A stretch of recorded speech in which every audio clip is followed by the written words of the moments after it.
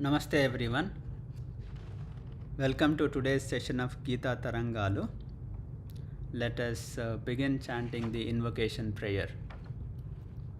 Gurur Brahma, Gurur Vishnu, Gurur Devo Maheshwaraha, Gurur Sakshat Parabrahma, Tasmai Shri Gurave Namaha, Vasudeva Sutam Devam, Kamsachanoramardhanam, Devaki Paramanandam, Krishnam Vande Jagadgurum, Shuklam Varadharam Vishnum, Shashivarnam Chaturbhujam, Prasannavadanam Dhyayet, Sarva Vignopashamtaye, Yasyat Viradavakradya, Parishatyah Parashatam, Vignam Nignamti Satatam, Vishwaksenam Tamashraye, Vyasam Vasishtanaptaram, Shakteh Pautramakalmasham, Parasharatmajam Vande, Shukatatam Taponidhim, Krishnaya Yadavendraya, Jnanamudraya Yogine, Nathaya Rukmineshaya, Namo Vedanta Vedine. Om Sahana Bhavatu, Sahanau Bhunaktu, Sahaviryam Karavavahaihi, Tejasvinavadhitamastu ma vidvishavahaihi. Om Shanti Shanti Shanti. Harihi Om. Shri Gurubhyo Namaha. Harihi Om. Today let's chant the 26th sloka onwards from first chapter of Bhagavad Gita, Arjuna Vishada Yogaha. Tatra pashyat sthitan parthaha pitrunatha pitamahan acharyan matulan bhratrun putran pautran sakhims tatha shvashuran suhrudaschaiva senayorubhayorapi tan sameksha sa kaunteyaha sarvan bandhunavasthitan Kripaya paraya vishtaha vishedanidamabravit Arjuna uvacha drushtve svajanam Krishna yuyutsum samupasthitam Sidanti mama gatrani mukhancha parishushyati Vepathushcha sharire me romaharshascha jayate Gandivam sramsate hastat tvakchaiva paridahyate nacha shaknomyavasthatum bhramati vacha me manaha nimittani cha pashyami viparitani keshava nacha shreyonupashyami hatva svajanamahave Nakangshe vijayam Krishna nacha rajyam sukhani cha kim no rajyena govinda kim bhogairjivitena va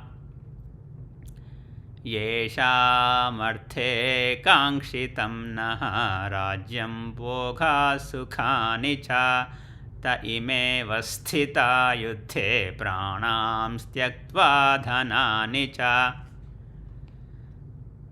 Acharyah pitarah putraha sthataiva cha pitamahaha matula shvashurah pautraha shala sambandhinasthata etan nahantumichhami gnatopi madhusudana apitrailokya rajyasya heto kim no mahi krute.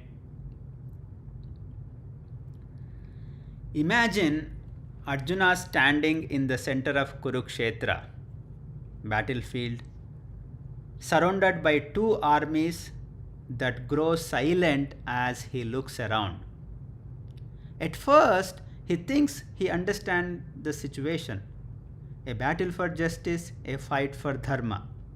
But the moment he sees the faces in front of him, Drona, Bhishma, cousins and friends, the entire meaning of the war collapses. These are not villains. These are people who shaped his life, whom he loved throughout. Suddenly, a shock runs through him. His body reacts before his mind can catch up. His hands shake, his mouth dries up, and the legendary Gandaiva slips from his grasp. This is the moment the warrior disappears and a human being appears. Arjuna is not weak, he is overwhelmed with emotions. The weight of attachment crushes his ability to function, act. This is when the deception of logic happens. He begins explaining his hesitation to Krishna. He talks about bad omens, he says victory is meaningless, he argues that killing elders is sinful. In the 31 and 32 sloka, Nimittani cha pashyami viparitani keshava na cha shreyonu pashyami hatva swajanamahave na kankshe vijayam krishna na cha rajyam sukhani cha.